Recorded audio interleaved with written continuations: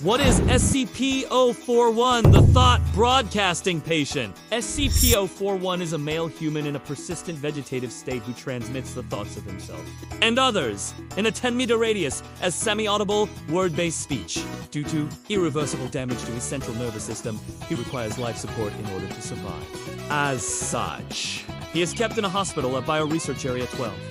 Despite the potentially far-reaching implications of his ability, SCP-041 is classified as a safe class object. This is largely due to the fact that he requires constant life support and the small area from which he can broadcast his abilities. To ensure that the general public is not made aware of SCP-41's abilities, special containment procedures have been put in place. All personnel are required to remain outside of a 15-meter radius of SCP-041 to ensure that their thoughts remain their own. In addition, a so-called sitter is required to watch television in SCP-041's room at all times. This allows him to experience the programming vicariously and prevents him from being bored. It has been observed that SCP-041 becomes agitated when there is no one in the room with him and will attempt to broadcast his own thoughts at a higher volume.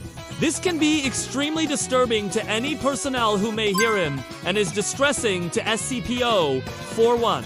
As for why SCP-041 needs a sitter to watch TV, it's because he's currently unable to do so on his own. See, SCP-041 is in a persistent vegetative state, and so he doesn't really have control over his environment. If left to his own devices, he would just kind of sit there and stare off into space. And, well, that's not good for his mental health, so we keep him entertained by making sure there's always someone in the room with him watching television. Now, you might be wondering, why don't we just let SCP-041 watch the TV on his own? Well, it's because his brain is kind of broken. He's in a vegetative state, remember?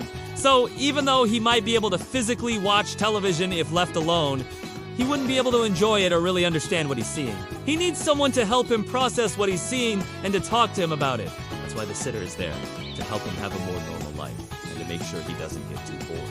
It's important to note that not just anyone can be a sitter for SCP-041. We need to make sure that the person is intelligent enough to understand what they're seeing on television and that they're able to focus on the task at hand. That's why we usually use Class D personnel for this job. They're not the brightest bulbs in the box, but they're more than capable of watching television and following the plot of a movie. SCP-041 seems to prefer sitters with lower intelligence, but has on occasion been observed to coerce sitters into watching his preferred programming in order to prevent any information from being leaked.